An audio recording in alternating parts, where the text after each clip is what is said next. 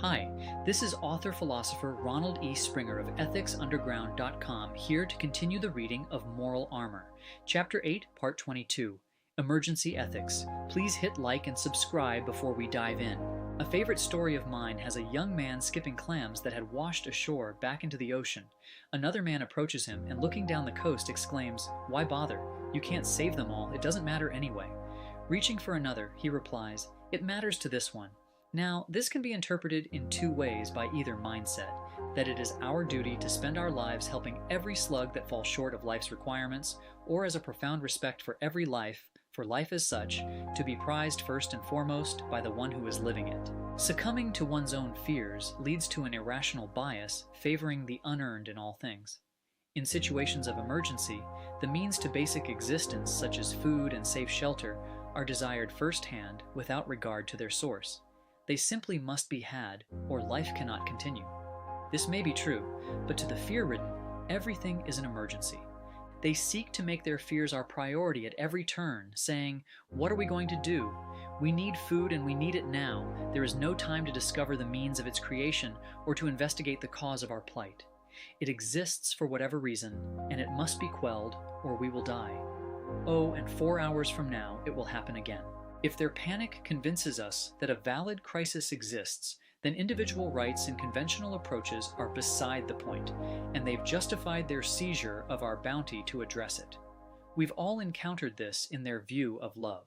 "If I were drowning, would you give your life to save me?" Their focus is not on values to be shared with one another, but on what values are to be destroyed. The injuries of those contemplating our commitment to prevent their demise then extend past metaphoric disasters to infiltrate all aspects of life, rent, comparative luxury, love, the pursuit of any value for which they refuse to pay full price. With no forethought into the consequences of their actions, they may indeed face one disaster after another, but these are not life-threatening instances and do not provoke the obligation for others to come to the rescue. A true emergency is defined as a sudden and unexpected crisis requiring immediate action to mitigate loss.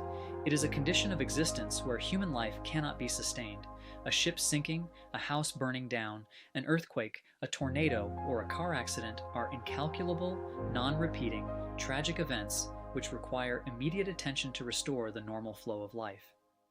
The penalties of incompetence, general poverty, denial, cowardice, lethargy, and dependencies, the basic challenges of life with which we all must deal, are not among them. Still, we hear disaster scenarios to prove our moral worth everywhere, implying that emergencies are the standard by which to gauge all moral action. They have convinced mankind that to be moral, there is no alternative to our destruction. Their psychological motive is to convince themselves that negating their minds was the right thing to do, that their panic is justified. To that end, they need to convince us that calamities are a daily occurrence which demand our constant attention, that life is a series of unavoidable perils, and all we can do is huddle, disperse what goods remain, and wait to be killed. What is true? In 1999, approximately 44,182 people worldwide lost their lives to disasters of any significant magnitude: floods, hurricanes, earthquakes, plane crashes, shipwrecks, and the like. With an estimated world population of 6 billion, that totals 0.00001% lost. With more accurate data on the United States alone, 4% of deaths for the same period were attributed to accidents, amounting to 0.0003% of the U.S. population lost, less than those lost to the flu. With figures such as these, there are no grounds to consider mankind as precariously clinging to life.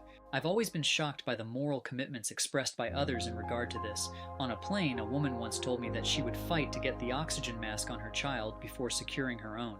She disregarded the medical fact that the child can pass out and recover in the time it takes to assure she maintains consciousness, but would die if the mother passes out first.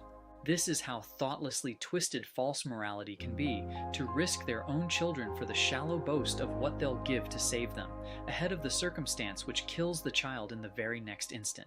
But the fear-driven place anything ahead of taking cause and effect even one more painful step, Her dramatic moral tribute was to give her life to save her child, even though she would never know if she put the mask on right and whether the child survived at all.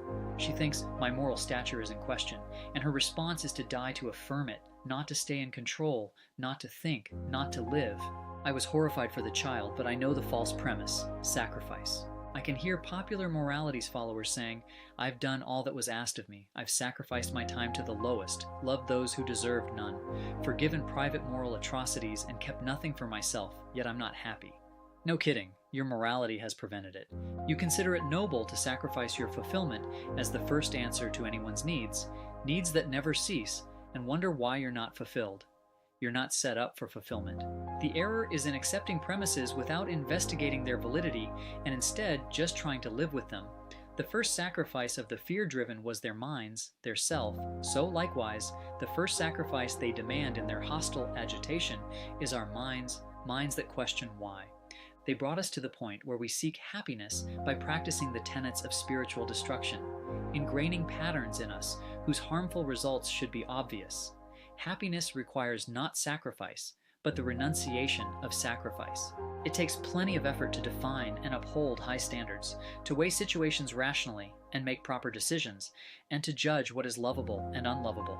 Most the fear-driven are unwilling to put forth the effort required for happiness or any value. They lack the cognitive discipline to gather the data necessary for the proper validation of anything, and are dishonest just enough to cover their lethargy. The rest have been stopped by moral subversion and the immense pressure to conform to it. It is much easier to sacrifice one's life than to live it well, much easier to act from panic than to think things through, much easier to give up than to press on, and much easier to accept poor conditions than to challenge them. When people feel they are forced into action with no idea of what to do, and only a hampered means to identify it, they destroy themselves, others, and their own happiness. When the civility of a rational mind is negated as one's means of survival, conquest becomes the only alternative. Men at all levels become in their realms what their leaders are in theirs, cannibals. We hear them shout, "Women and children first," though most women refuse to be classified with the helpless any longer. Rejecting the inversion of human value which leaves him to die, their hedonist equivalents shout, "Every man for himself," and in likewise avoidance of cognitive responsibility, he struggles to steal the life jacket of daily sustenance from others. Neither considers the possibility of calm thought and peaceful action.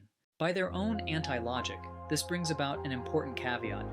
If morality is defined by emergency situations that rarely happen if ever, then is it irrational for the fear-driven to conclude that they will never have any use for it? Emergencies don't happen often enough to practice moral principles, so for the rest of life, we are left without moral direction.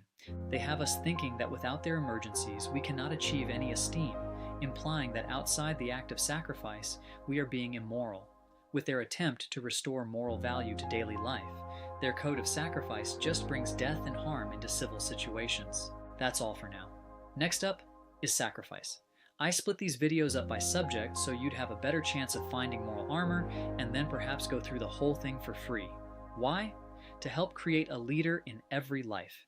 Sound civilization stair-steps up from sound coherence to sound individual to productive groups of mature individuals. Self-hatred drives fear-driven people in our world to wipe out the individual, so we all need moral armor to protect ourselves and the future of mankind. Click subscribe and leave a thumbs up if you'd like to help wipe out moral confusion fast and make the world a better place.